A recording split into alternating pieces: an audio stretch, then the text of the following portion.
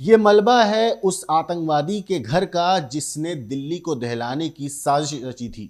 दिल्ली के लाल किले के पास जो कार ब्लास्ट हुआ था, उसके पीछे जिस आतंकी डॉक्टर उमर मोहम्मद का नाम सामने आया था, उसके पुलवामा वाले घर को सुरक्षा एजेंसियों ने आईडी से उड़ा दिया। इलाके की घेराबंदी की गई, सब कुछ प्लान करके कंट्रोल तरीके से घर को ध्वस्त किया गया। जांच जैसे जैसे आगे बढ़ रही है, वैसे वैसे दोस्तों नए खुलासे भी सामने आ रहे हैं।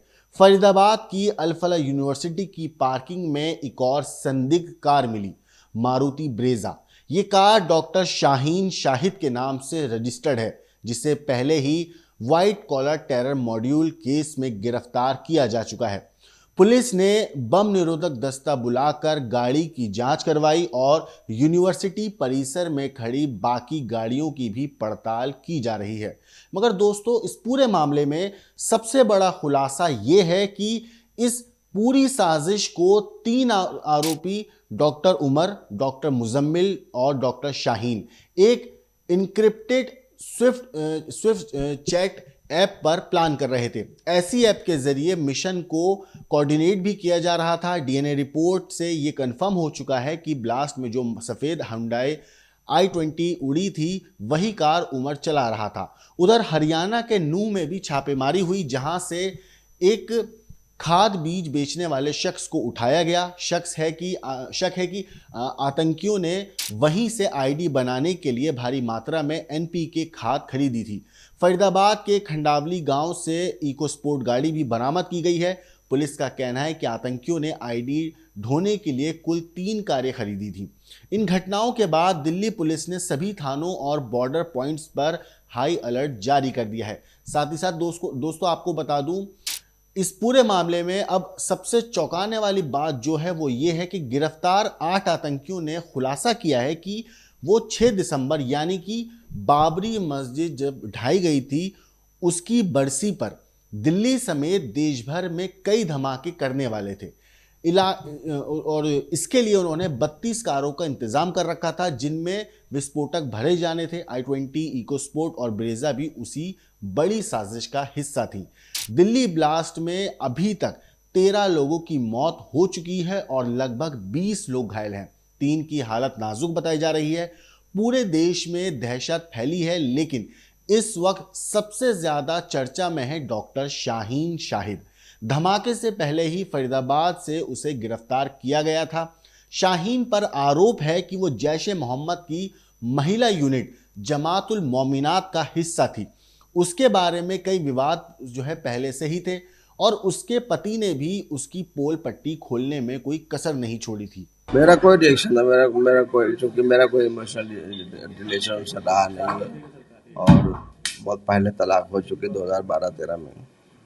तो उसके बाद से मेरा कोई उनसे कोई कंटेक्ट नहीं रहा। कोई डिफरेंस हम लोग आपस में कुछ नहीं था, कभी भी कभी ऐसी कोई प्रॉब्लम नहीं थी। हम लोग में आपस में कोई कॉन्फ्लिक्ट नहीं था।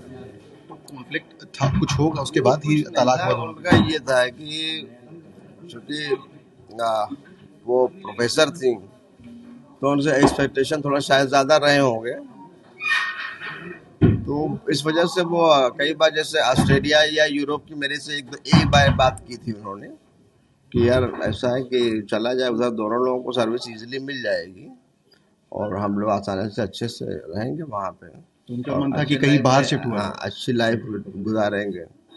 बाकी तो मैंने कहा कि यहाँ तो ठीक ठाक सब चलेगा, कोई प्रॉब्लम तो ऐसी है नहीं। दरअसल कुछ वक्त पहले मसूद अजहर का एक ऑडियो वायरल हुआ था, जिसमें वो अपनी महिला यूनिट की बात कर रहा था। माना जा रहा है कि भारत में इस यूनिट की जिम्मेदारी डॉक्टर शाहीन को दी गई थी। वो मसूद की बहन सादिया अजहर के संपर्क में रहती थी, जो संगठन की कमान संभालती है। सादिया का पति यूसुफ अजहर 1999 के कांधार हाईजैक का मुख्य मास्टरमाइंड भी था और इस साल बहावलपुर में ऑपरेशन सिंदूर के दौरान वो दोस्तों मारा गया था। मगर डॉक्टर शाहीन की पर्सनल लाइफ भी काफ़ी उलझी हुई रही है। अगर इसकी पर्सनल लाइफ की हम बात करें तो वो मूल रूप से वैसे रहने वाली लखनऊ की है। मुंबई के डॉक्टर जफर हयात से उसका निकाह हुआ था। दोनों का रिश्ता मगर ज़्यादा दिन तक चला नहीं। तलाक की वजह जो बताई गई है वो ये है कि डॉक्टर मुजम्मिल के साथ उसका अफेयर था। वही डॉक्टर मुजम्मिल जिसको इस पूरे मामले में गिरफ्तार किया गया है। मगर दोस्तों, तलाक के बाद शाहीन फरीदाबाद की अलफला यूनिवर्सिटी से जुड़ गई, जहां मुजम्मिल भी काम करता था, और इसी दौरान उसके आतंकी नेटवर्क से जुड़ने की नींव भी पड़ी। अब इस चीज़ का ऐसा शक है कि इस पूरे मामले में उसकी प्रोफेशनल हिस्ट्री भी उतनी ही गड़बड़ है, क्योंकि अगर इसकी प्रोफेशनल हिस्ट्री के बारे में बात करें तो कानपुर के GSVM मेडिकल कॉलेज में वो 7 साल तक प्रोफेसर रही। फिर 2006 में ज्वाइन किया उसने, फिर ट्रांसफ़र, फिर वापस आना, फिर अचानक बिना बताए गायब हो गई। ऐसे कई विवाद रहे इसके प्रोफेशनल लाइफ में। कॉलेज ने उसे ढूंढने की भी कोशिश की थी, लेकिन वो मिली नहीं। फिर 2020 में उसने सिर्फ पत्र भेजकर दोबारा ज्वाइन करने की इच्छा जताई थी, लेकिन खुद उस वक्त भी सामने नहीं आई थी। अगर दोस्तों मैं आपको बताऊं, 7 साल पहले तक गायब रहने और सवालों से बचने की वजह से ही 2021 में उसे बर्खास्त कर दिया गया था। और इतना ही नहीं, उसके बारे में ये भी कहा जाता है, यानी कि डॉक्टर शाहीन के बारे में ये भी कहा जाता है कि वो हमेशा चुपचाप ही रहती थी, अलग थलग, और हर थोड़ी थोड़ी देर में जो है वो छुट्टी पर चली जाती थी। कभी बीमारी, कभी परिवार का बहाना, इस तरीके की वो लगातार बहानेबाजी करती थी और फिर वो नौकरी से छुट्टी ले लिया करती थी। मगर जिस तरीके से इस महिला के बारे में तफ्तीश हुई और पता चला, जैसे पूरा कनेक्शन एक पोस्टर से शुरू हुआ और फिर उसके बाद यहाँ तक पहुँचा और ये लोग पकड़े गए, और उसी वक्त जो है दिल्ली के अंदर जो ये डॉक्टर उमर था, इसने धमाके की साजिश को अंजाम दिया और इतना बेरहमी से धमाका करके खुद को तो उड़ाया ही, साथ ही साथ 13 लोगों की इस पूरे जो धमाका हुआ था उसमें जान भी चली गई। 20 से ज़्यादा लोग घायल हैं।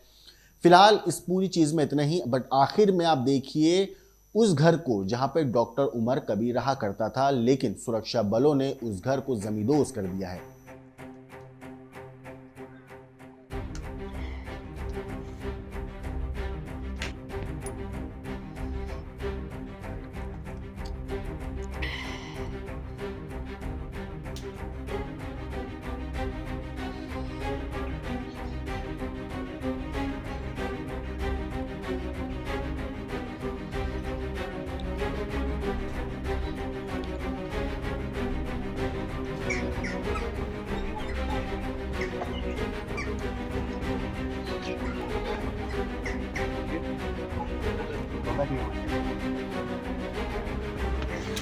ऐसे घुमा के ना,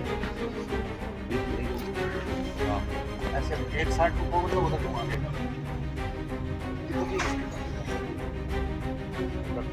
ना ना